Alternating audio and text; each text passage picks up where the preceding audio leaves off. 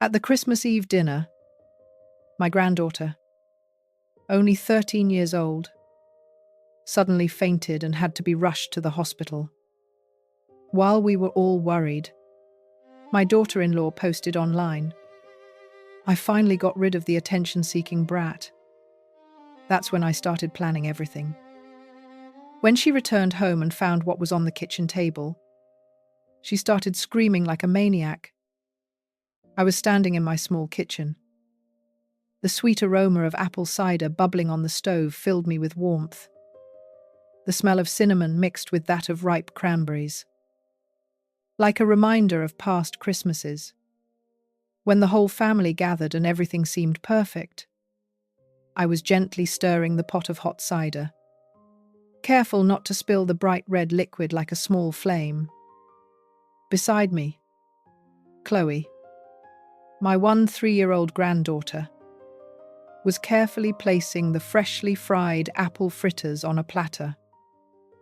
Her small hands trembled slightly as she sprinkled the confectioner's sugar, each grain shining as if it were white snow. "Grandma, your fritters look beautiful," she said, with a clear, cheerful voice, her brown eyes full of happiness. I smiled, stroking her shiny black hair, feeling a warmth that filled my chest. To me, Chloe wasn't just my granddaughter. She was my whole world, the only light I had left since my husband, George, passed away. The doorbell rang, pulling me out of my thoughts. The guests began to arrive, bringing laughter, lively conversation, and Merry Christmas Eve greetings. My small house in Boston filled with life. My cousin Diane walked in and hugged me tight.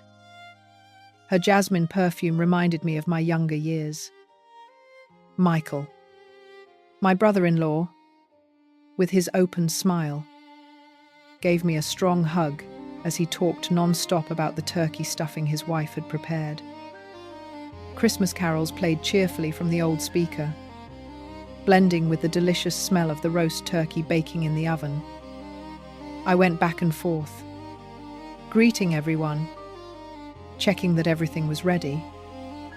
It was Christmas Eve, a night for family, for togetherness. I wanted everything to be perfect, not just for me, but also for Chloe, so she would feel the love I always wanted to give her. But then the front door opened once more, and the atmosphere seemed to tighten a little, at least inside me. David, my son, and Veronica, my daughter-in-law. I walked in. They were late. As always, Veronica stood out in her tight, shiny red dress, as if she were going to a fancy party downtown and not a family gathering. She passed by me. She gave me a superficial hug. Her lips curved into a polite, unemotional smile. "Hi, Mum," she said with a light voice, and immediately joined David's friends, whom I barely knew. David kissed me on the cheek and quickly asked, "Everything okay?" "Mum?" I forced a smile, although a slight unease squeezed my chest. I watched him walk away and wondered, since when had such a distance opened up between us? I turned my gaze back to Chloe, and my heart sank. She was timidly approaching Veronica, carefully holding an apple fritter in her small hands, still with sugar on her fingers. "Aunt Veronica, try Grandma's fritter. It's delicious," she said enthusiastically, as if offering a precious gift. Veronica looked at the fritter. Then she looked down at her expensive dress. "Thanks, but I'm watching my figure," she replied coldly, immediately turning to talk to a friend, leaving Chloe standing there alone with the fritter in her hand. I saw how my granddaughter's small shoulders tensed, and the light in her eyes faded like a lamp someone had dimmed. I wanted to approach her, hug her, tell her it was nothing, but I held back. I didn't want to make things tenser. I just walked past her, patted her shoulder, and whispered, "Come on, help me set the table." "Honey." Dinner began. The whole family gathered around the old oak table that my husband had loved so much. I served roast turkey with delicious gravy and a creamy potato casserole. Everyone raised their glasses. The sound of toasts mixed with cheerful laughter and congratulations. Veronica, as always, became the center of attention. She told jokes in that sharp voice of hers, making David's friends roar with laughter. I looked around the table, trying to enjoy the moment. But my eyes couldn't leave Chloe. She was sitting silently in a corner, her plate almost untouched. She moved the slice of turkey back and forth as if just pretending to eat.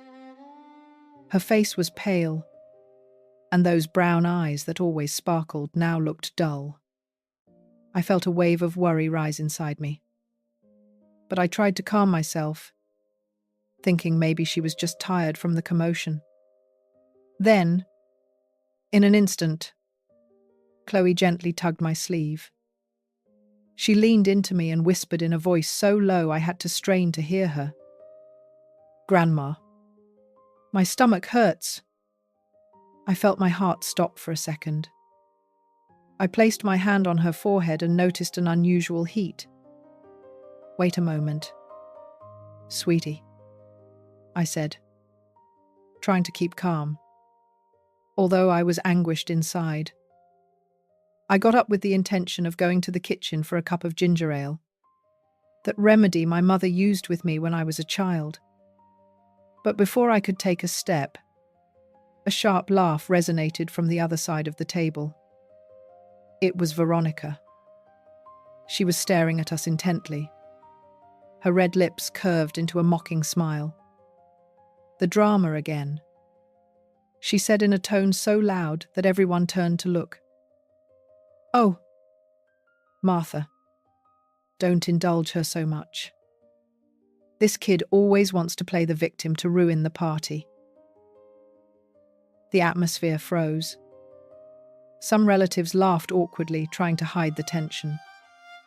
David, sitting next to Veronica, looked visibly uncomfortable. "Come on, Veronica. Don't say that," he mumbled, though his voice was weak, unable to stop his wife. I looked at Chloe. Her small shoulders were trembling. Her head bowed over her plate. Her hands clenched under the table. Her eyes were red, but she wasn't crying. She didn't say anything. She only endured in silence. I felt a sharp pain in my chest, as if someone was squeezing it hard. I wanted to scream, defend her, but I held back, fearing that a single word would make everything worse. Instead, I took her hand and squeezed it gently, like a silent promise that I wouldn't leave her alone. David, perhaps aware of the tense atmosphere, turned up the music. The carols filled the air again, hiding the uncomfortable silence. People resumed their conversations, toasts, and laughter, trying to pretend things were normal. I got up with the intention of taking Chloe to her room so she could rest and I could check on her better. But just as I put my hand on her shoulder, everything fell apart. Chloe swayed. Her brown eyes opened wide and rolled back. She fell to the floor, dragging the tablecloth with her. Wine glasses crashed. The sound of breaking glass echoed like a scream in the middle of the silence. I screamed, my voice broken by panic. "Chloe, my child." I knelt beside her, my hands trembling as I held her pale face. The music suddenly cut out.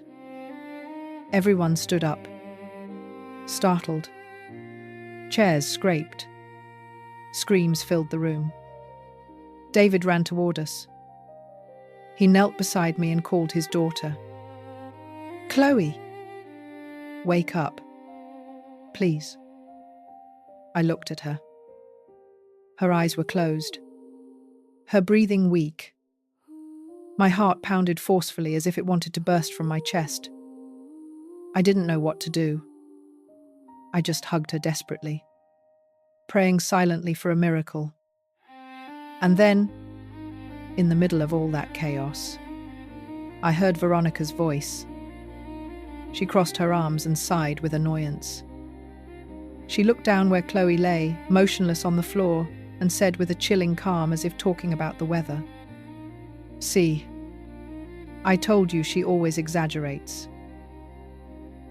Those words were like a direct stab to my heart. I looked up, meeting her cold, empty eyes, feeling the whole world collapsing around me. My son-in-law, Michael, who always kept calm in difficult times, quickly pulled out his phone and called 911.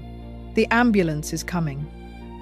"Martha," he said with a firm but serene voice, becoming a steady point in the middle of the storm.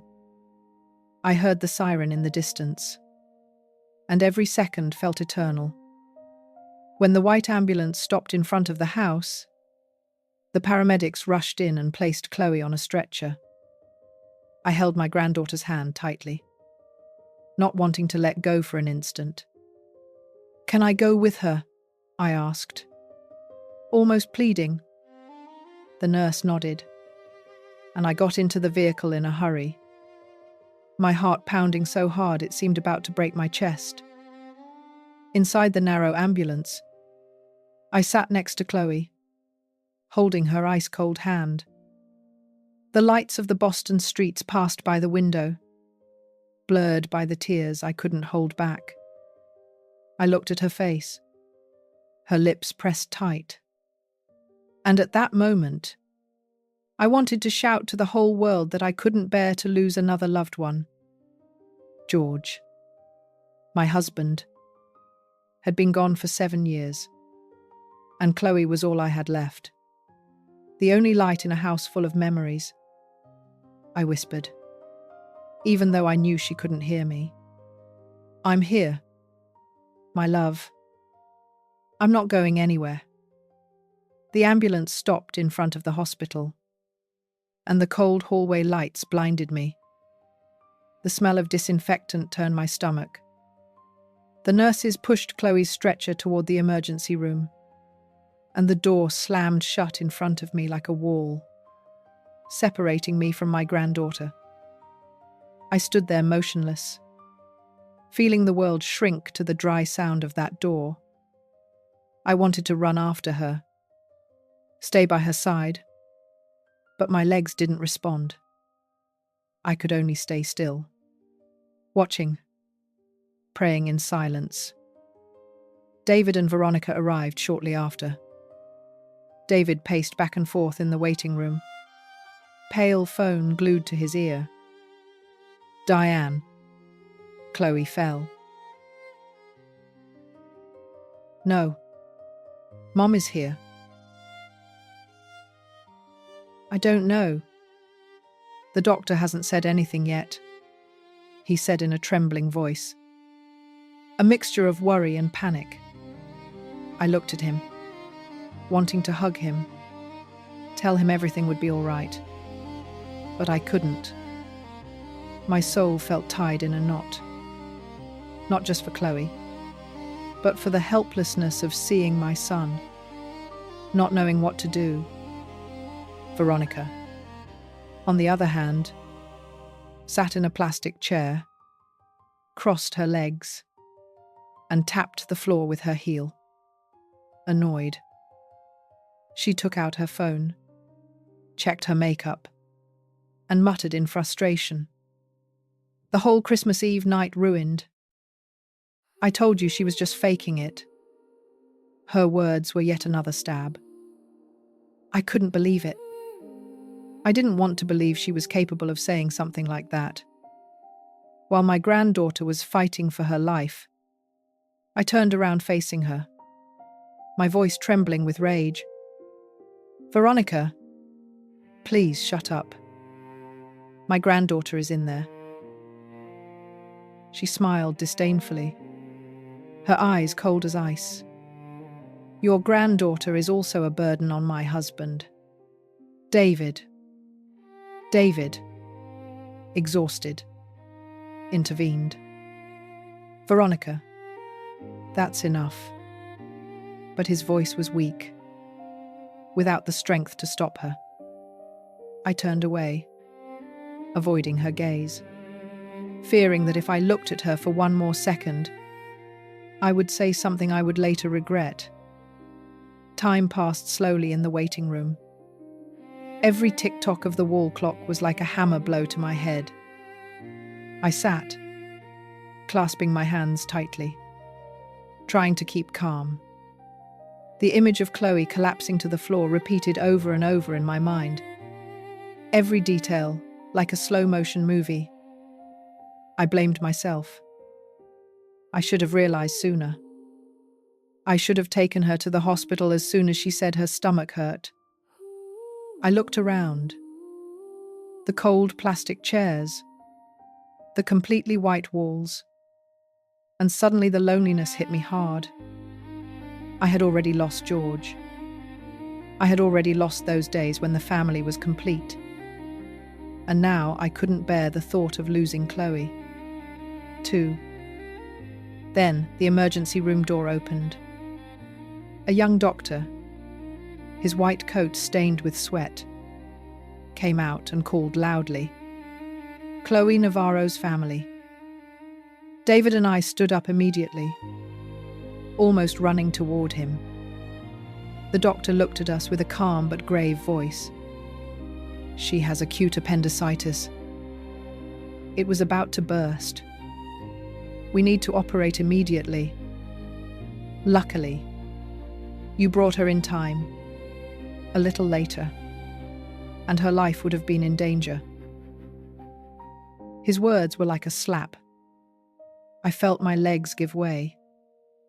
I had to lean on the wall to keep from falling. David dropped into a chair, covering his face with his hands, his voice broken. It was my fault. I should have listened to her. I looked at Veronica, hoping to see some regret, some worry. But she was just there, arms crossed, without saying a word, staring fixedly at the floor. The nurses wheeled Chloe out on a stretcher to take her to the operating room. She had regained a little consciousness. Her tired eyes barely opened. "Grandma," she whispered weakly. I ran after her. I took her hand. That small hand, now as cold as ice. "I'm here." "Honey," I murmured, trying to smile, even though tears blurred my vision. "Everything is going to be all right." I squeezed her hand tightly, as if by doing so, I could keep her with me forever. The operating room door closed. I stayed there, motionless, watching her figure disappear behind the opaque glass. David went to handle the hospital paperwork, leaving me alone with Veronica in the waiting room. She stood up and said in an annoyed voice, "I need to go outside for some air." I didn't answer. I just nodded, grateful that she was leaving. I stayed alone in that row of cold chairs, listening to footsteps, nurses' whispers. I took out my phone, thinking of texting Diane to tell her what had happened. But a social media notification popped up. I opened the app and my heart stopped. The most recent post at the top was from Veronica. It was a selfie. Her radiant smile. Behind her, the Christmas tree shining in my house. Beneath it, the sentence, "Finally got rid of the dramatic brat. Happy peaceful Christmas Eve, everyone." I stared at the screen, feeling the world collapse. The noise of the hospital, the footsteps, the voices, everything disappeared. Only Veronica's mocking face remained. And those cruel words like fire burning my mind. Sitting in the cold plastic chair in the waiting room, the light from the phone illuminated my face. It was as icy as the fluorescent lights above my head. I stared at Veronica's post. I read it over and over, hoping I had seen wrong, that it was a nightmare. But no, every word was clear, cold, and ruthless. Chloe, my granddaughter, who at that moment was fighting between life and death in the operating room, had been called the dramatic brat by her own stepmother. I felt an unbearable weight on my chest, as if a huge stone was crushing my heart and preventing me from breathing. My hands were trembling as I slid down to the comments section. The lines appeared one after another, and every sentence was like a hammer hitting my mind. A friend of Veronica's, a woman named Skylar, wrote, "Yeah, finally peace.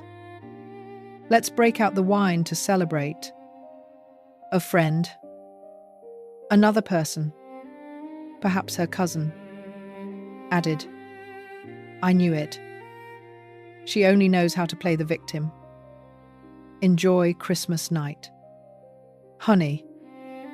Thousands of laughing emojis and likes appeared, like an invisible crowd laughing at my granddaughter's pain. Not a single friend or relative of Veronica's asked about Chloe's condition. Not a question. Not a hint of worry. Only indifference and a cruelty disguised as fake smiles on social media. I felt a shiver run down my spine. Not from the hospital's cold, but from the hard truth that the people around Veronica didn't consider Chloe part of their family. The trembling in my body suddenly stopped. A different kind of coldness. Not that of pain, but of determination, spread throughout my being. I took a deep breath, trying to calm myself. I couldn't let emotions dominate me. Not now. I pressed the screenshot button over and over, carefully saving Veronica's entire post. Every comment, every reaction. I opened my email and sent all those images to myself with the subject line "evidence." Every time I pressed send, I felt like I was building a protective wall for Chloe, even if it was just in my mind. I didn't know yet what I would do with that evidence, but I was clear that I wouldn't let this cruelty pass in silence. If this story has touched you, please subscribe to the channel and share this video with others. It helps me grow and reach more people. David returned with 2 paper cups of coffee. The smooth aroma mixed with the cold air of the waiting room. He looked at me frowning and asked worriedly, "Mum, what's wrong? What did the doctor say?" I didn't answer immediately. I just handed him the phone with Veronica's post still on the screen. I watched his face. Every small change. First, it was confusion. Then his eyes widened in disbelief. Finally, his face turned red, a mixture of shame and rage. "It can't be," he murmured in a trembling voice. "She can't have done that." But he knew deep down he understood it was true. David squeezed the phone hard as if he wanted to destroy it. He got up and rushed out of the room. I heard his voice in the hallway, furious but contained. "Veronica, what the hell are you doing?" I stayed seated without following him, not wanting to hear more. I knew that conversation would lead nowhere. Minutes later, David returned alone, with a defeated expression. He sat down next to me, avoiding looking me in the eyes. "She said it was just a joke," he murmured. "Her friends always joke like that." I looked at my son, the boy I raised and loved for so many years, and I felt a distance impossible to bridge. He didn't dare face the truth nor defend his own daughter. David's weakness more than Veronica's post was what truly broke my heart. I didn't argue. I just nodded and took the phone from his hands. At that moment, I understood something with absolute clarity. David would never be fully on Chloe's side. He was too weak with Veronica, too easily manipulated. From now on, I would have to act on my own. I would be the one to protect Chloe, just as I promised George before he left. I looked toward the long hallway where the fluorescent light still shone coldly, and a silent oath took shape in my heart. I would not allow Veronica to hurt my granddaughter once more. An older nurse passed by me with silver hair pulled back in a high bun. She stopped when she saw me sitting alone with a look full of compassion. "Would you like a blanket?" "Mom?" she asked softly. "Hospital nights are very cold." I smiled weakly and thanked her. The small kindness of a stranger, even if it was just a question, made me feel warmer than any words from my own family. It highlighted even more Veronica's cruelty and David's indifference. I adjusted my coat, trying to conserve the little warmth left in my chest. Then the light above the operating room door went out. My heart stopped for an instant. The doctor came out, his face less tense, though still serious. "The surgery was a success," he said firmly. "We acted in time. The girl will be moved to the recovery room." I let out a sigh, as if the whole world had stepped back from the abyss. David jumped up and thanked the doctor non-stop, but I just nodded silently. His words were like a ray of light, although my mind wasn't entirely there. When the nurses wheeled Chloe's stretcher out, I saw her pale face, her eyes closed, and my heart sank again. She had survived, but I knew my battle was just beginning. I stood, watching the stretcher disappear around the corner of the hallway, and in my mind, the image of Veronica's post continued to burn. Those cruel words, her fake smile, and the indifference of those around her were like a fire urging me to act. I squeezed the phone in my hands where I kept the evidence, and felt a new strength growing inside me. My promise had been sealed, not with words, but with the determination of a grandmother willing to do anything to protect her granddaughter. I sat in the chair next to Chloe's bed in the recovery room. The heart monitor emitted constant soft beeps. Looking at her sleeping, pale face, the memories of Veronica's treatment came back one after another like a slow-motion movie. I remembered the first day Veronica moved into our house. Chloe, who was only 10 years old then, spent the whole afternoon in her room drawing carefully on a piece of coloured paper. It was a drawing of our house with red-tiled roofs and a bright Christmas tree in the yard. In the centre, she drew 3 people holding hands: David, Veronica, and herself, all smiling. Chloe brought the drawing timidly, her eyes full of hope.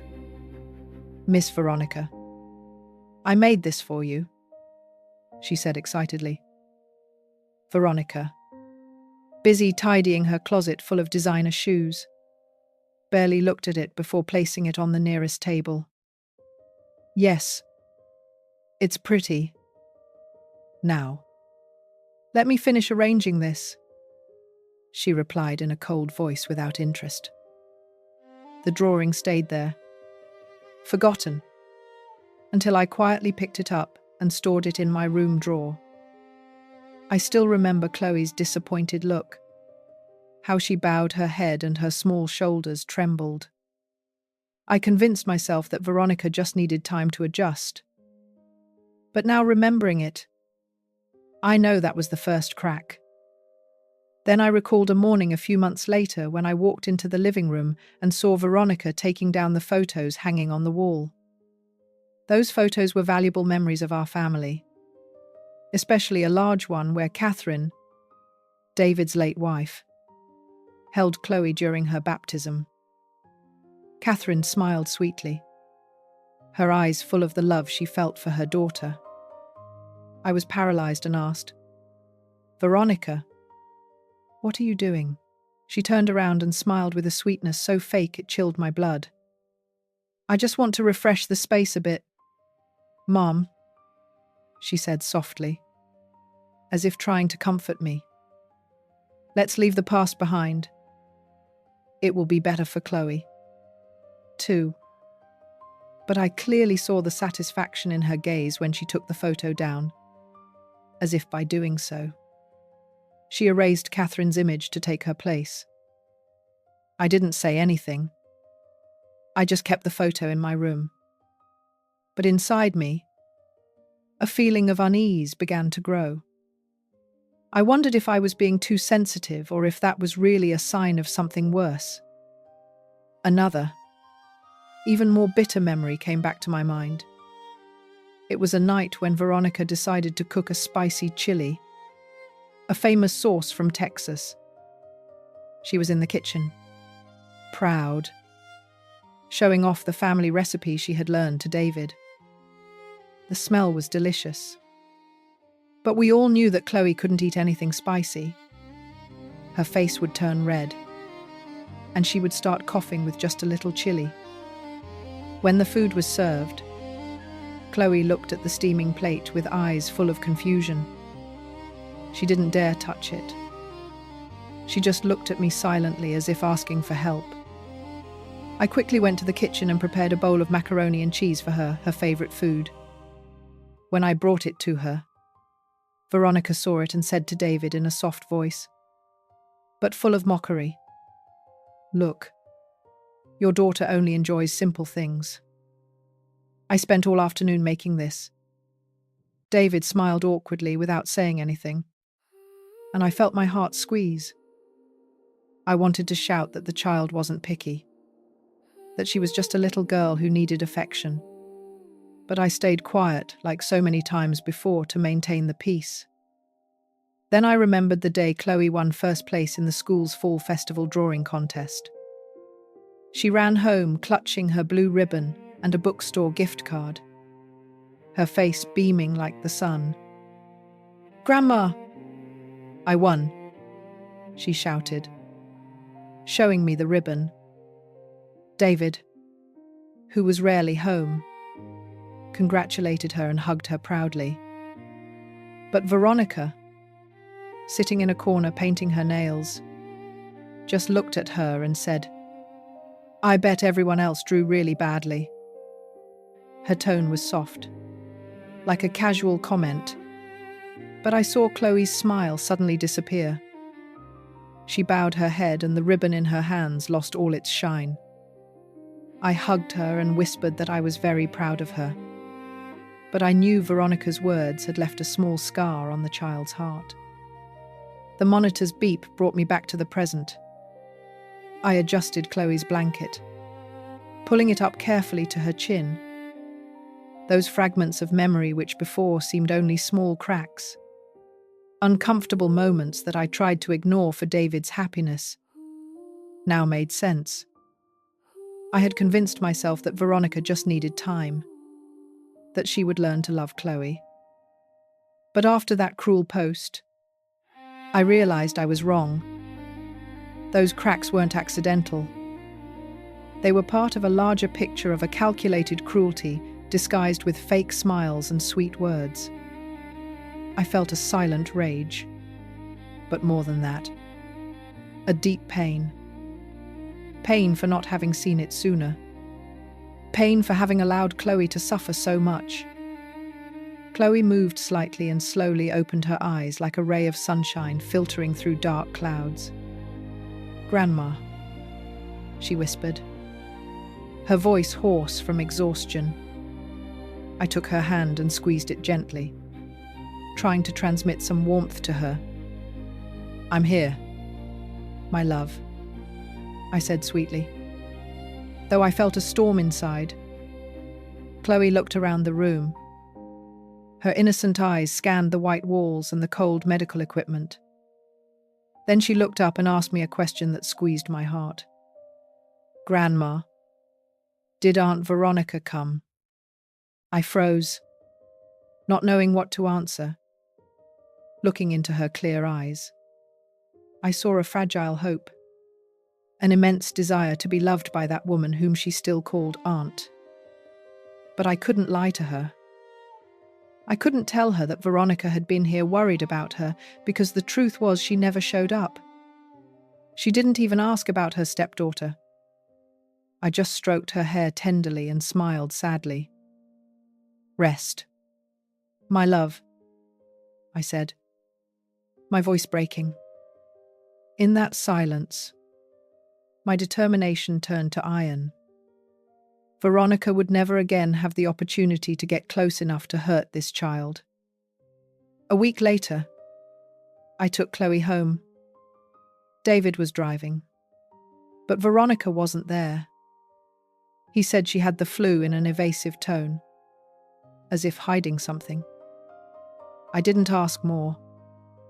I just nodded and helped Chloe inside. The house still held the cold air of that interrupted party.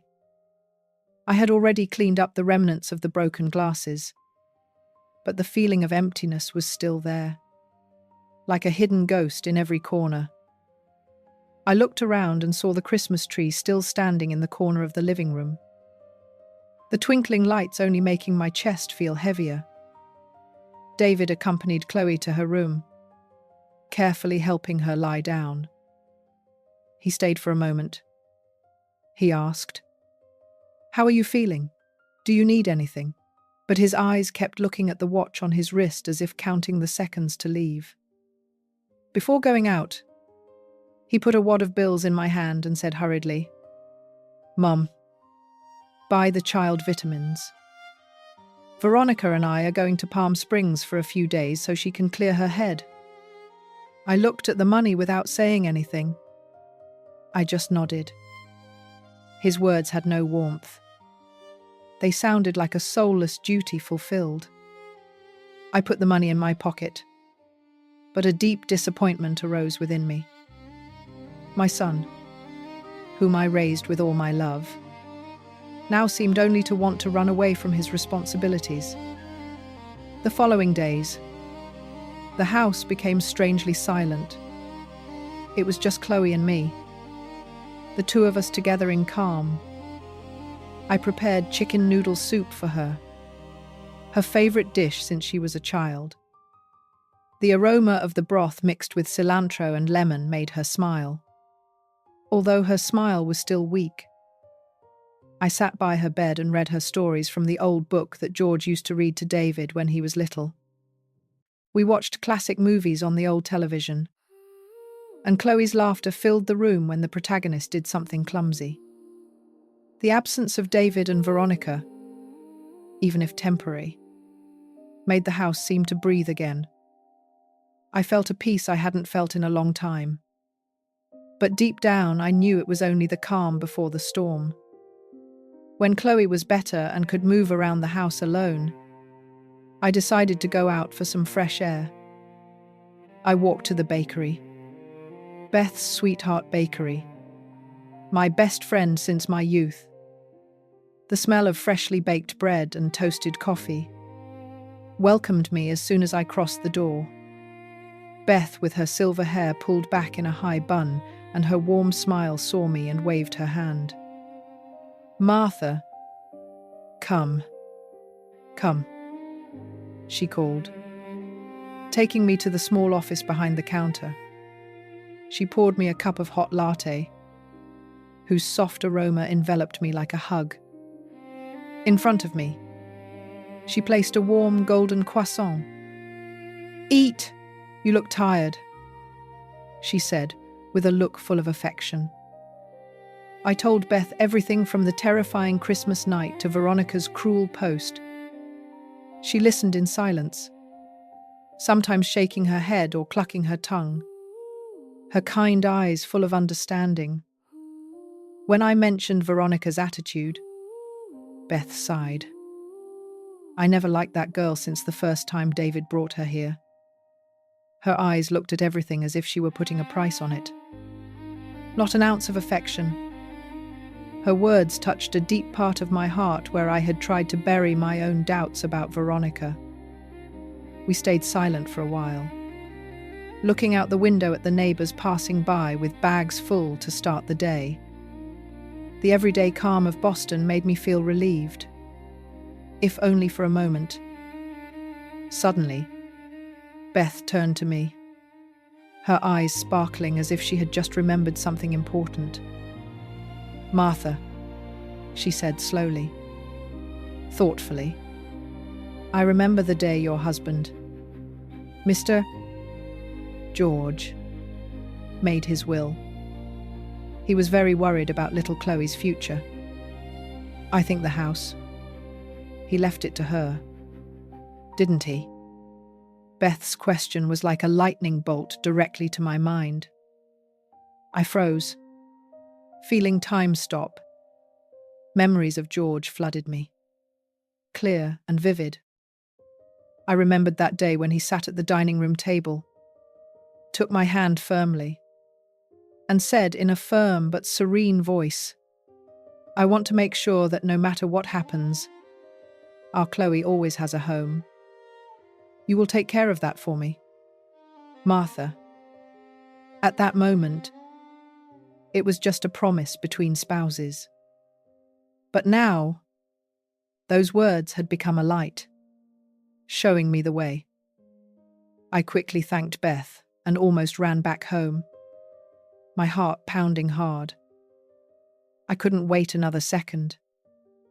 Upon entering the room, I went straight to George's old mahogany chest, where he kept his most precious objects. I opened the lid, and a smell of mothballs and old paper enveloped me, bringing with it all the memories of the man I loved all my life. Inside was his favorite clothing, still with a faint scent of him.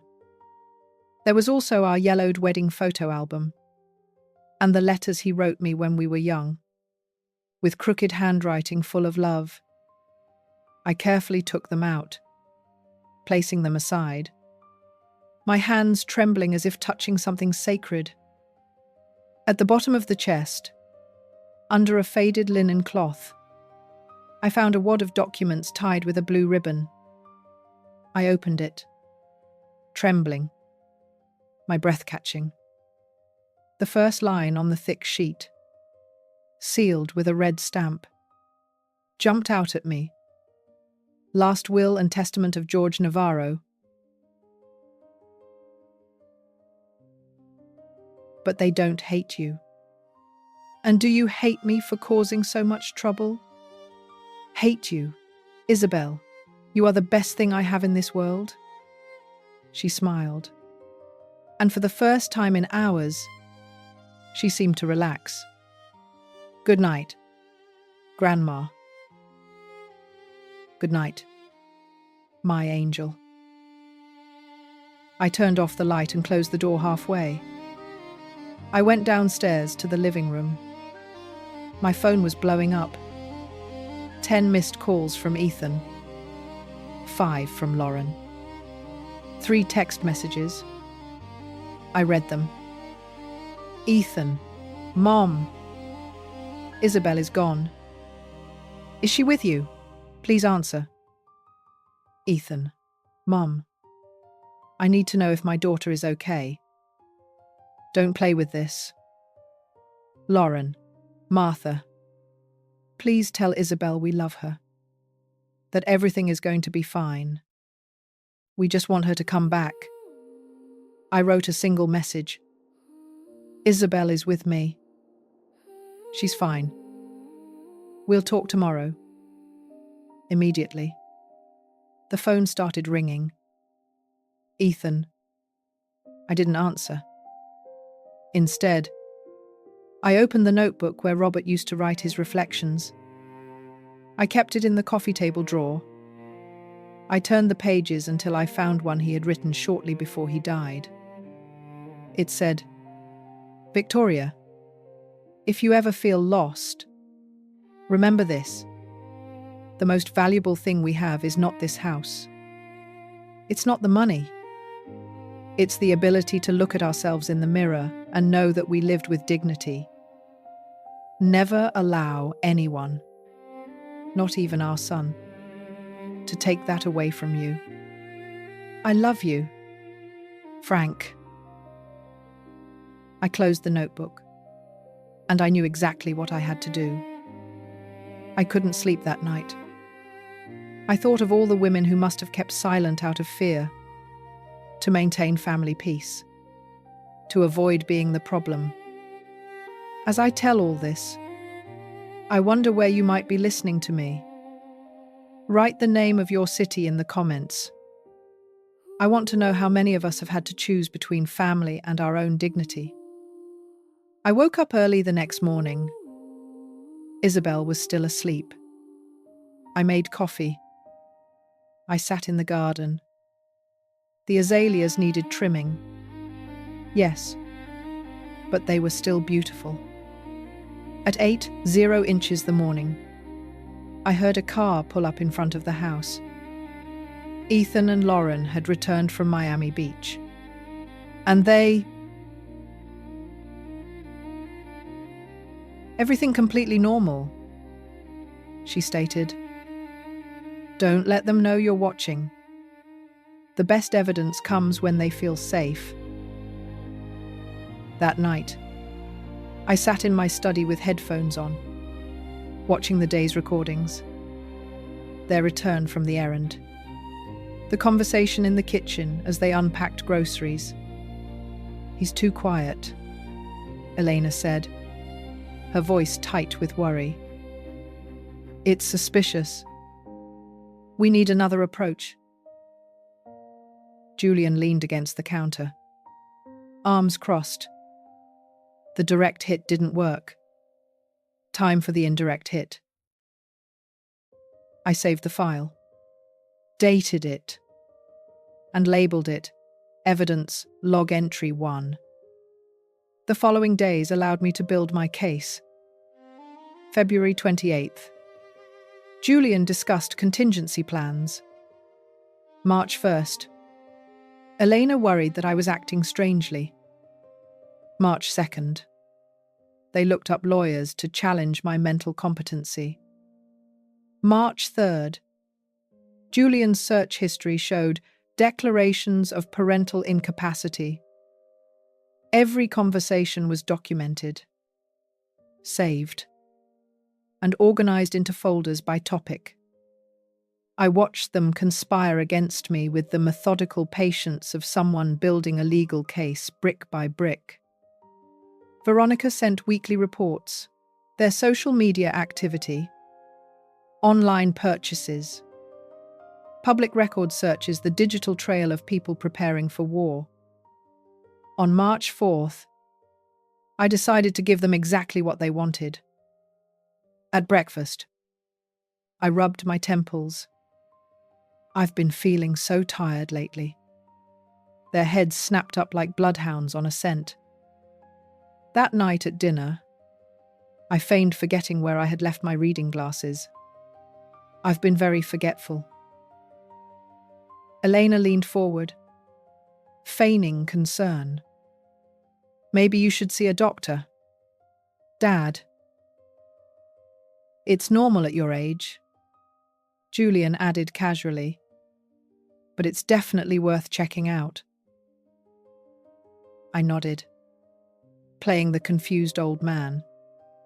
Later, reviewing the recording, I saw them celebrate my confession as if it were a gift. On the night of March 18th, after 3 weeks of evidence, dozens of conversations, and hundreds of hours of recording, I opened my phone and found Harrison Cole's number. Tomorrow, we would build a strategy. It was time to move from documentation to action. The articles appeared on March 5th. I found them scattered on the kitchen counter that morning. Printed pages about cognitive decline, the early symptoms of dementia, and the importance of medical evaluation for seniors. Elena was by the coffee maker watching my reaction. I found this online. I thought it might be helpful to understand what's been happening with you. I picked up the first article and skimmed it with appropriate confusion. I suppose reading wouldn't hurt. Knowledge is power, Julian added from the doorway. His smile didn't reach his eyes. I took the articles to my study, photographed each page, and filed them as evidence. Psychological manipulation documented. They were constructing a narrative. The confused old man who needed intervention, who couldn't be trusted to handle his own affairs. Over the next 3 days, more articles appeared. Residences for people with dementia. The importance of power of attorney. Financial management for those experiencing cognitive difficulties. Each one was carefully placed where I would find it. Each one was photographed and filed. On March 8th, the surveillance cameras caught them in the living room, believing they were alone. "We need an expert opinion," Julian said. "Someone who can evaluate him professionally." "A psychologist?" Elena's voice held equal parts hope and guilt. "I know someone. Dr. Elias Thorne, a clinical psychologist specializing in elderly cognition. We set up a casual lunch. I introduce them. Elias makes observations. Will he do it ethically? Will he be objective? If your father shows symptoms, Elias documents them. If not, Julian shrugged, then we'll know for sure. I watched this conversation 3 times, taking notes. The tension was escalating. They were seeking external validation for their version of events. On March 10th, I met Julian for lunch at a cafe in Coconut Grove. He had suggested it that morning so we can get to know each other better without the stress of work. And I accepted with appropriate gratitude. Dr. Elias Thorne joined us 15 minutes in. "Hey, this is my friend Elias." I mentioned him, the psychologist. We shook hands. Elias, about 40-something, professional demeanor, cautious eyes. "Julian told me about you. Successful sale. Congratulations." We talked for an hour. My performance was impeccable. I occasionally searched for words, asked Elias to repeat questions, and commented on my forgetfulness. I didn't exaggerate, just a hint of confusion. Elias maintained professional distance, but I caught him watching me, evaluating, cataloguing. "It was a pleasure meeting you," Elias said as lunch ended, handing me his card. "If you ever want to discuss professional topics, I'm available." I put the card in my pocket. Evidence, not service. That night, The surveillance cameras recorded Julian calling Elias from the living room. The speakerphone on. "What did you think?" Julian asked impatiently. "He's 63. Some age-appropriate variation in memory isn't unusual." Elias's voice was carefully neutral. "I can't make clinical assessments based on an informal lunch conversation. But if there were genuine concerns, I could evaluate him formally. With his consent. Yes. But Julian, I'm not comfortable being part of this. If you have legitimate concerns about his well-being, there are proper channels." "Sure. I'm just exploring options." After hanging up, Julian's face darkened. "We'll find someone else." I saved that recording with particular satisfaction. Even when they tried to corrupt professionals, ethics intervened. From March 12th to 17th, I continued my performance. Small errors, confusion, repeated questions. On the 15th, at breakfast, I asked Elena about the plans we had discussed the night before, feigning forgetfulness. Her eyes lit up with excitement, barely concealed. The surveillance cameras recorded everything.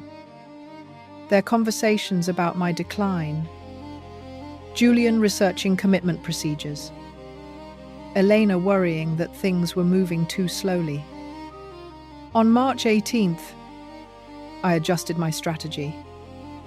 At dinner, I casually commented that I had been thinking about updating my will. Julian suggested it given the business sale. I want to make sure everything is in order.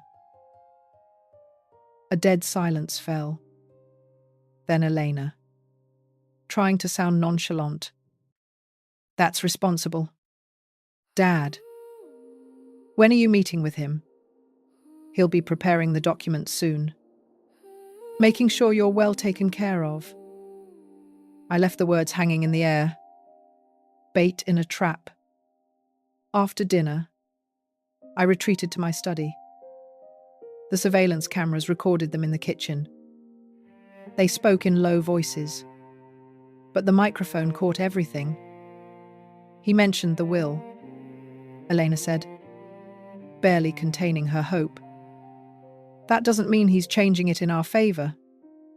Julian's voice held a warning. "It could be the opposite.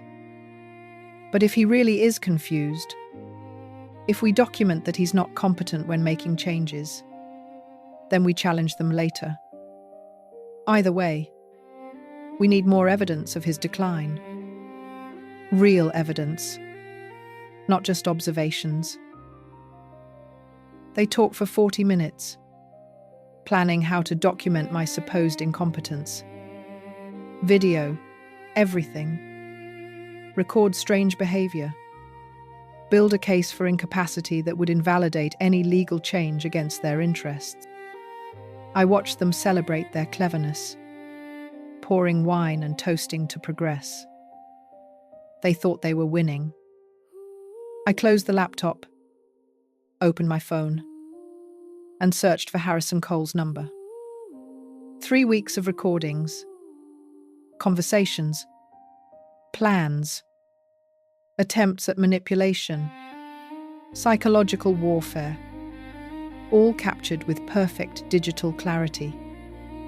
Tomorrow, we would discuss how weeks of evidence could be turned into a legal strategy, how surveillance could be a tool for pressure, how their own words could destroy them. I had documented their plan with the same methodical patience they had used on mine. Only I had done it better. With more detail. With more strategy. It was time to move to the next phase. It was time to show them what happened when they underestimated a man who built an empire from scratch, who understood that true power lay in preparation, documentation, and knowing exactly when to strike. I texted Harrison, "I have new compelling evidence. Need an urgent meeting. He responded in minutes. Friday at 10, 0 inches the morning. Bring everything. I hung up the phone. Through the study window, the moonlight painted the lawn silver. In the house around me, they slept soundly, believing they were the architects of my ruin. They had no idea they were building their own. The morning light streamed through the study windows. March 19th at 8, I picked up the phone and dialed Harrison Cole's direct number. He answered on the second ring. Mr. Sterling, your message said you had evidence. Weeks of it. Surveillance recordings. Conversations. Attempts at manipulation. All documented. I need to meet today. This afternoon at 2, bring everything. I spent the morning organizing it. I created a folder on my laptop called Legal Evidence Package. Surveillance files copied, organized by date and severity. Printed transcripts of their most damning conversations. Julian talking about competency challenges. Elena worried about my suspicious silence. Both celebrating their supposed progress toward controlling my assets.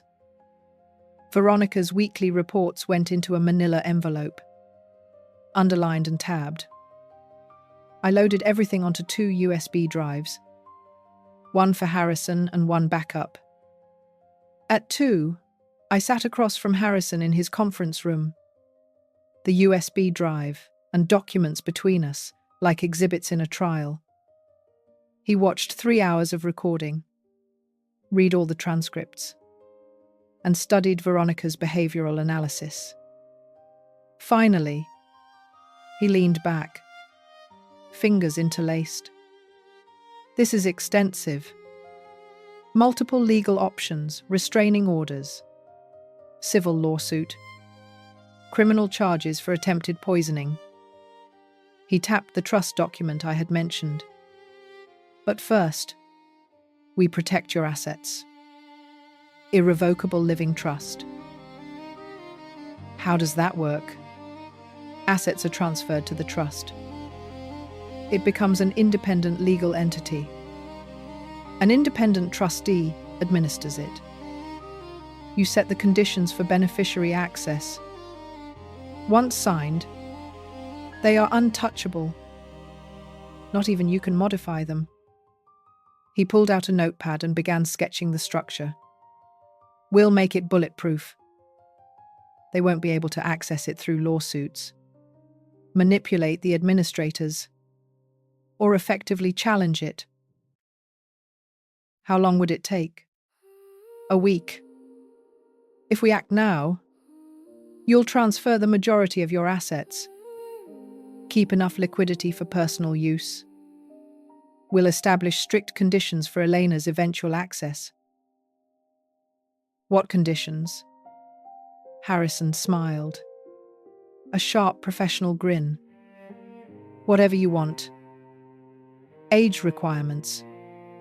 Financial independence. Absence of pending lawsuits.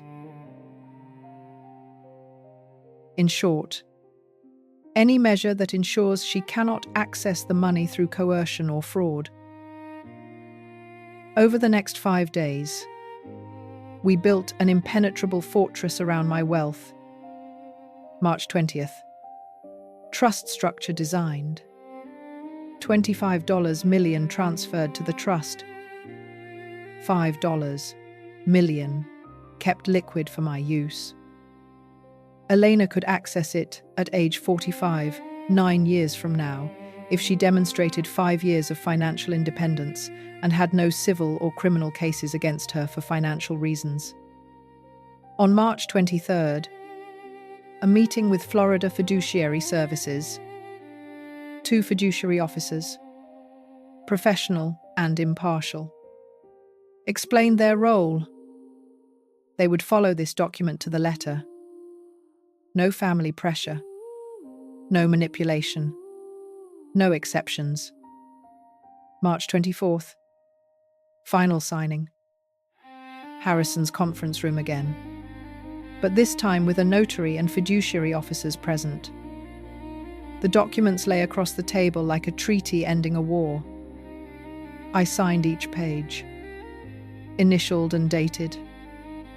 The notary officially sealed each signature. "Your assets are protected," Harrison said as I put the copies in a leather folder.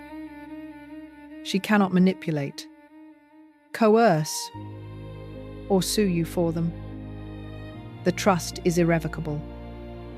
Case closed."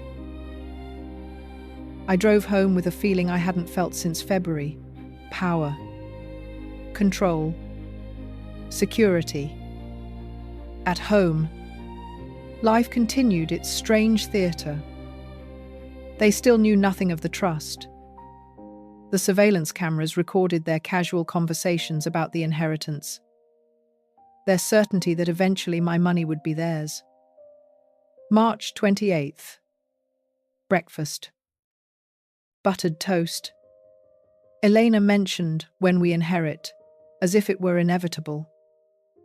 That night, Julian's laptop search history, how to challenge a will in Florida. I decided to tell them on April 1st, an auspicious date for plans to unravel.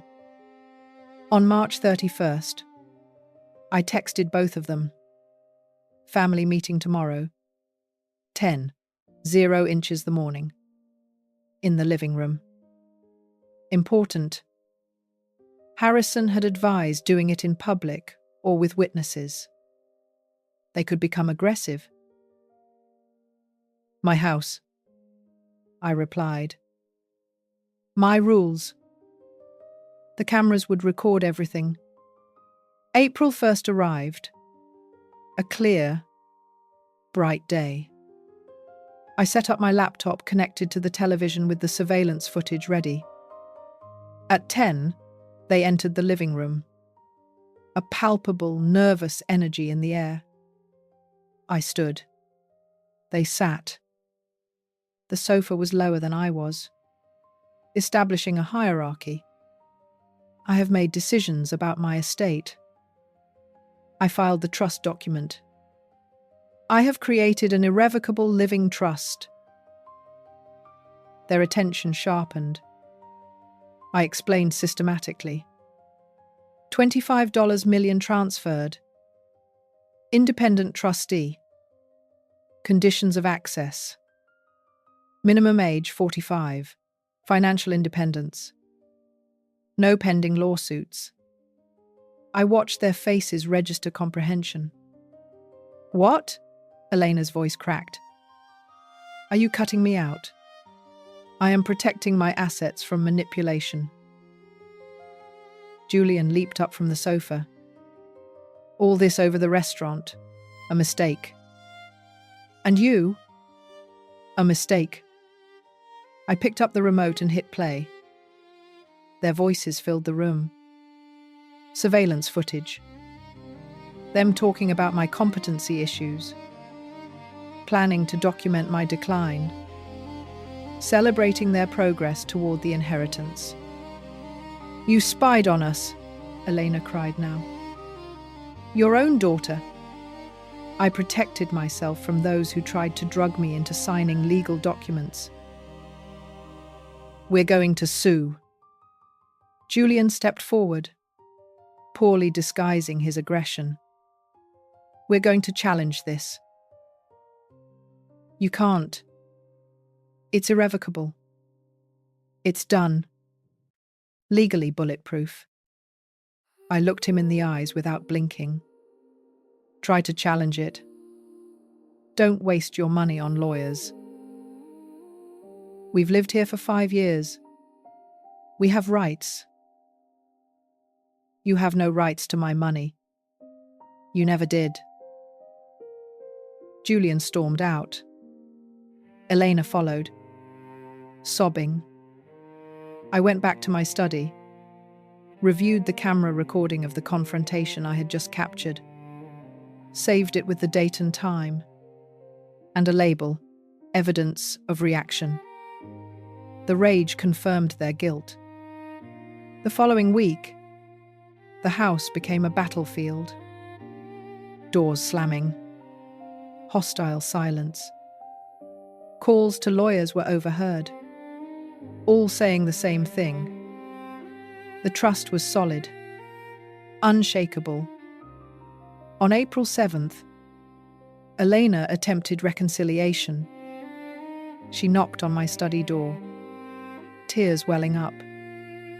"Dad, we can fix this. I'm your daughter." My daughter would never have tried to poison me. It was a mistake. "Please leave my study." She left. I sat alone, staring at the wall, knowing what came next. The trust protected my money. Now, I needed to reclaim my house. I opened my notebook and wrote 4 words: "Get them out of the house." That same night, I called a real estate agent, Linda Moretti, recommended by my banker for her discretion and speed. "I want to sell my house. When can we list it?" "I can see it tomorrow morning. If it's as you describe, we could list it this weekend." April 8th. She arrived with a tape measure and a professional appraisal. I walked through the rooms where my daughter and son-in-law still lived, evaluating the market value of the house they were borrowing. A lovely property. I can list it for $7 million. This market moves fast, but the property must be vacant for showings. It will be. The listing went live on April 10th. First showings scheduled for April 12th. I notified Elena and Julian via text message. Showings Friday. "You'll need to be out for 3 hours." "You're selling the house?" Julian replied by text. "Yes." There was no response. They left on Friday morning, and when they returned, they found business cards from potential buyers on the kitchen counter. Their faces registered the comprehension that I was completely dismantling their life. On April 15th, I asked Harrison to draft the eviction notice formal, legal, final, giving them 60 days to vacate. I handed it to them that night as they sat in the living room, their borrowed living room. Julian read it, his face darkening. He tore it in half. "You can't evict us. This is our home." Read the notice. "Challenge it all you want. No lease. No rent. No tenant rights. 60 days. June 15th. We'll fight this. Try it." They hired a lawyer on April 16th. I listened to their consultation call via surveillance cameras. The lawyer's assessment matched Harrison's. If there's no lease, he has grounds. You live there by permission, which he is now revoking. Harrison filed the eviction lawsuit on April 20th. The court date was set for May 3rd, 3 weeks away. Meanwhile, I rented an apartment downtown, month-to-month lease. Oceanfront.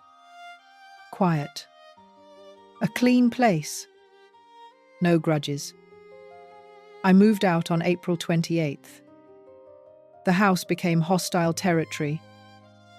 I stayed mostly at the apartment, returning only for necessities. On each visit, the surveillance cameras captured their desperation. Elena crying, Julian raging, both calling lawyers who had no solutions. May 10th arrived. Miami-Dade Courthouse. 3rd floor. Eviction trial. Harrison and I sat at the plaintiff's table. Across the aisle, Elena, Julian, and their lawyer, young and overmatched. Aware he had no case, Judge Vance took the bench.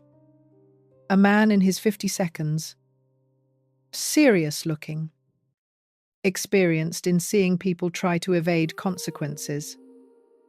Their lawyer stood. "Your Honor, my clients have lived in this property for 5 years." "Under what agreement?" Judge Vance interrupted. "His family. The plaintiff is Ms. Sterling Fox's father." "That is not a lease agreement." "Do they pay rent?" "No." "Do they have a written lease?" "No, Your Honor." "Then they are guests without a contract." "Mr. Sterling has given appropriate 60-day notice." He looked at Harrison. "Yes." "Your Honor, served on April 15th. They have until June 15th to vacate." Judge Vance reviewed the documents. "I see no legal impediment to this eviction. The plaintiff is the owner of the property. The defendants have no lease or rental agreement. Notice was proper." He looked at Elena and Julian. "You have until June 15th. After that date, law enforcement can intervene." Motion granted. The gavel cracked. Final decision. In the hallway, Julian confronted me, his voice low and menacing. "You'll regret this. You're destroying your own family. I am removing those who poisoned me. We'll make you pay." "With what money?" I walked away, leaving him sputtering in the hallway. The next 5 weeks were a tense standoff. I stayed at the apartment. They remained in the house, packing slowly, desperately searching for rental properties they couldn't afford without my help. The surveillance cameras recorded endless arguments. Elena breaking down, Julian's fury at their complete defeat. On June 14th, I received confirmation. The buyer of the house had completed the inspection and the sale was approved for closing in August. Pending possession handover. June 15th was moving day. I arrived at the house at noon. A large moving truck was in the driveway loading furniture. Elena, eyes red, face haggard, gave instructions to the movers. Julian loaded boxes, his jerky movements reflecting contained fury. They didn't even greet me. I stood on the lawn watching them load their possessions. Everything I had bought for them. Everything they had accumulated during 5 years of living off my generosity. The truck pulled away at 4. They drove off in Julian's car without looking back. I entered the empty house, the echo of footsteps ringing on the hardwood floor. No furniture, no trace of them. No trace of poison in the air. Room by room, I walked through the reclaimed space. Marks on the walls where pictures once hung. Indentations in the carpet where furniture had been. The house felt like an empty shell, contaminated by what had happened inside, but finally blissfully empty. My phone vibrated. Harrison. Eviction completed. Ready to talk civil lawsuit, I stood in the center of the living room. My living room. Looking around at the emptiness. Selling the house would erase their presence completely. But first, one more legal action. One final blow. I texted back. Yes. Let's schedule a meeting for Monday. It's time for this to be definitive. I wrote my reply to Harrison. Yes. Let's schedule the meeting for Monday. It was time for this to be permanently on the record. The empty living room surrounded me. No furniture. Just the hardwood floor and the echo. I sat down, my back against the wall, laptop resting on my knees, and opened the evidence folders one last time. Months of documentation, surveillance recordings ordered by date, hospital medical records, Matteo's statement, Veronica's reports, every conversation, every attempt at manipulation, every proof that what happened to me was not paranoia, but premeditated exploitation. I created a final chronological document, printed everything, and organized it into a tabbed, expanding folder. Each item told part of the story. Taken together, they were undeniable. On Monday morning, June 16th, I met Harrison in his office. He spread the evidence across the conference table as if it were an indictment. Civil lawsuit under Florida Statute 825.103, Harrison said, taking notes. Elder exploitation, financial manipulation, attempted battery by drugging, coercion, aggravated emotional distress, fraud, conspiracy, seeking $500,000 in damages plus costs. This isn't about money, I said. I know. It's about public record documenting what they did. He looked up from his notes. You want consequences? Exactly. We filed the complaint on June 17th. Elena and Julian received the court notification in their new apartment, a small two-bedroom unit in a neighborhood far removed from the luxury of Coral Gables. The process server reported they had barely unpacked. Their lawyer contacted Harrison a few days later, his voice tight on the speakerphone. My clients can't afford this. They're already ruined. They should have considered that before attempting to drug and defraud their benefactor, Harrison replied coldly. Discovery began. Harrison requested their financial records. Bank statements revealed the truth. No savings. Living paycheck to paycheck on credit cards. Drowning in debt created by their life expectations. On June 28th, the settlement offer arrived. I met Harrison in his office to review it. $50,000 payment plan. Private admission of guilt. No trial. It's reasonable, Harrison said cautiously. They clearly can't pay the full judgment, but the settlement would be confidential. No public record. I slid the papers back across his desk. No. I want this to be public. I want it on the court records forever. Trial is risky. The judge could award less compensation. I don't care about the money. I care about the record.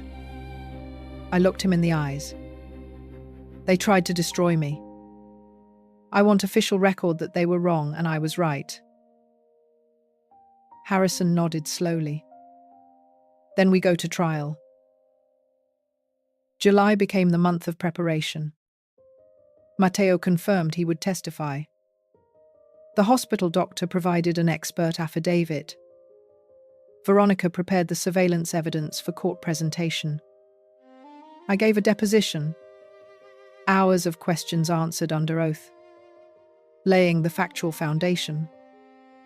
July 25th. Preliminary hearing. The judge set the trial date for July 28th. That Monday morning dawned clear and hot. I dressed in my best suit and arrived early at the Miami-Dade County Courthouse. Judge Hastings presided. She was in her 50 seconds. Known for her impartiality and strong rulings, Harrison had recommended a bench trial instead of a jury trial. Judges understand elder law better than average citizens, he explained. Opening statements. Harrison presented the timeline and evidence summary with meticulous precision. Their lawyer, young and out of his depth, argued that a family misunderstanding had been exaggerated. Mateo testified first. He described the restaurant incident with full conviction. I saw Mrs. So. Sterling Fox pour something from a small vial into Mr. Sterling's wine glass while he was away from the table. Clear. Liquid. Deliberate action. Their lawyer attempted cross-examination. Could you have been mistaken? No. I know what I saw. I couldn't keep quiet. The hospital doctor explained the diazepam analysis results. Dosage. Dangers. Veronica presented the surveillance methodology, chain of custody, and authentication of the recordings. Day 2, July 29th. The surveillance video played on the courtroom screen. Their own voices filled the space, discussing competency issues, planning Elias's consultation, and celebrating their supposed progress toward the inheritance. Julian said, "He's 63, not lucid anymore." Elena's voice said, "We deserve this money." I watched Judge Hastings take notes, her expression serious and focused. Elena testified, crying. She admitted to the restaurant incident, but claimed she only wanted him to listen to her about important papers. Julian testified. Defensive and hostile. He blamed me for overreacting to a family conflict. Then it was my turn. The witness stand felt solemn, formal, everyone watching me. I stated my name, my age, and my relationship to the defendants. I answered Harrison's questions calmly and precisely. Restaurant surveillance, trust creation, eviction. I presented the evidence one by one. Cross-examination became aggressive. Aren't you being vengeful? Mr. Sterling, I'm seeking accountability. There's a difference. Judge Hastings asked her own question. Why pursue a civil suit after fiduciary protection and eviction? I looked straight at her. Because what they did was wrong. It needs to be on public record for my protection, as a precedent for the truth.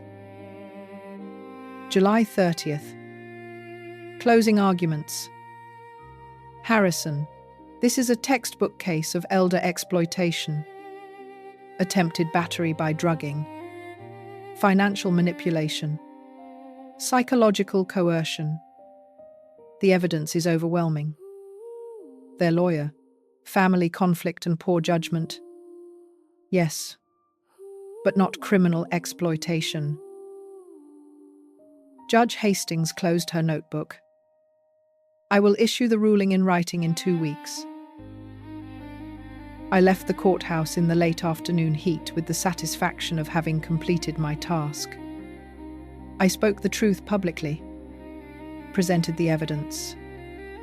Now justice would decide if the truth mattered. 2 weeks of waiting. 2 weeks wondering if the system would validate what I had suffered or dismiss it as family drama. I returned to my temporary apartment, watched the sunset over Biscayne Bay, and waited for the world to confirm what I already knew, that I had been right to protect myself, to defend myself, to demand justice. August 15th. The dawn light filtered over the ocean outside my balcony. Coffee steamed in my hand. Bitter. Familiar. Comforting. 2 weeks after the trial ended, the phone rang at 9. Mr. Sterling. Harrison. We have the verdict.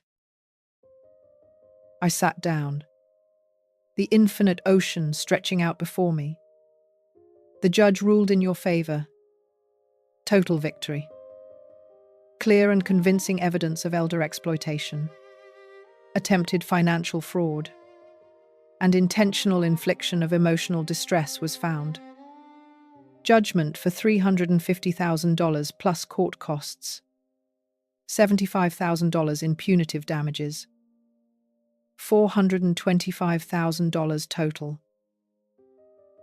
The number seemed abstract. There's more, Harrison continued. Permanent restraining order. They are prohibited from contacting you directly or indirectly. No calls. No letters.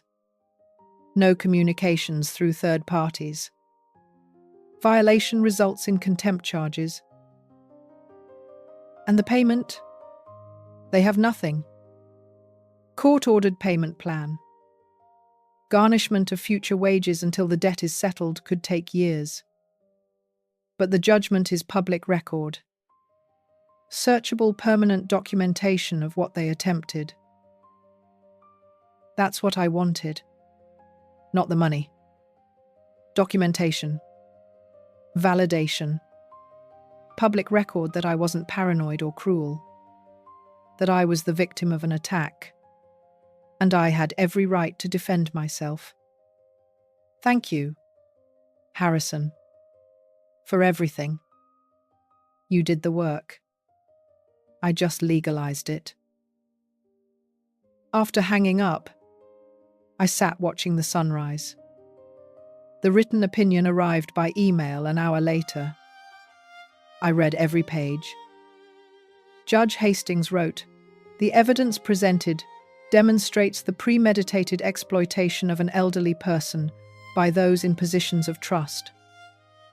The incident at the restaurant, the attempt to drug someone to facilitate document signing, constitutes a felony in itself. Subsequent surveillance recordings reveal ongoing manipulation and planning. This court finds the defendant's actions reprehensible and deserving of the maximum civil sanctions." Reprehensible. Maximum penalty. Public document. I printed the opinion and filed it. One more document in a case now closed. On August 16th, I closed on the sale of the Coral Gables house. Sold to a young family for $2.75 million. They will never know what happened within those walls. They will fill it with different memories, different lives, different futures. That same day, I bought a downtown apartment. 10th floor. Floor-to-ceiling windows. Ocean views to the horizon. $850,000 cash purchase from the house sale. Modern. Impeccable. No history. I moved in on August 18th. Furniture arrived and was simply placed. Nothing excessive. Nothing unnecessary. The space felt like taking a breath after being underwater. August 20th. Last meeting with Veronica in her Pinewood office. The certification still hung on the wall. "Case closed," she said, handing me a USB drive. All the surveillance recordings, reports, and documentation. Go on the record that I thank you for everything. You made it easy. They were predictable. She stood and extended her hand. Take care. Mr. Sterling. We shook hands. The matter concluded. The professional relationship was over. On August 22nd, I sat on my new balcony, phone in hand. I searched for Elena's contact, my finger hovering over the screen. Delete contact. A confirmation box popped up. I pressed yes. Her name vanished. Julian's followed. Both disappeared from my phone, from my life, from my future. The restraining order legally barred them from communication. Even if they wanted to apologize, reconcile, or explain, the law prevented it. 3 years minimum. Enough time for life to move on without them. I felt nothing. Neither satisfaction nor sadness. Just a serene peace.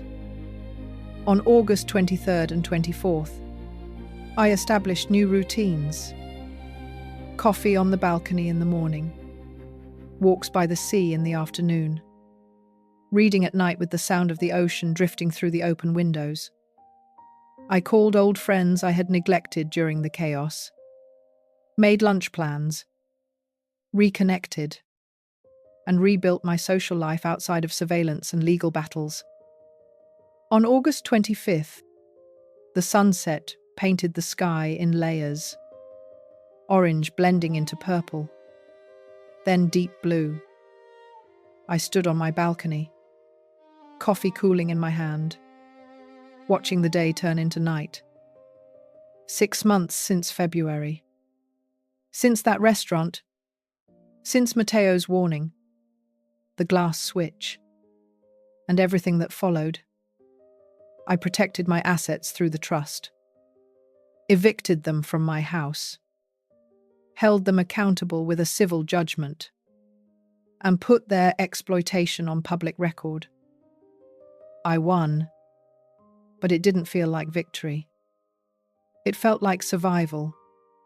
Like emerging from dark waters and realizing I was still breathing. My daughter had tried to poison me. That truth weighed on me. Unchangeable. But I refused to be a victim. I refused to accept the manipulation. I refused to let trust make me vulnerable to destruction. The ocean stretched infinitely. The horizon line crisp and defined. Somewhere in the city behind me, Elena and Julian lived with the consequences. A court debt that would follow them for years. A public record that affected their job applications and background checks. A restraining order that prevented them from spinning their story or seeking reconciliation on their own terms. I didn't hate them. Hate required energy, attention, emotional dedication, all that I had dedicated to documentation, preparation, and legal battles. Now I only had peace. The sun touched the horizon. The colors deepened, and the city lights began to twinkle behind me. My coffee was cold, but I didn't move to refill it. I simply stood there, watching the cycle of nature continue, oblivious to human drama.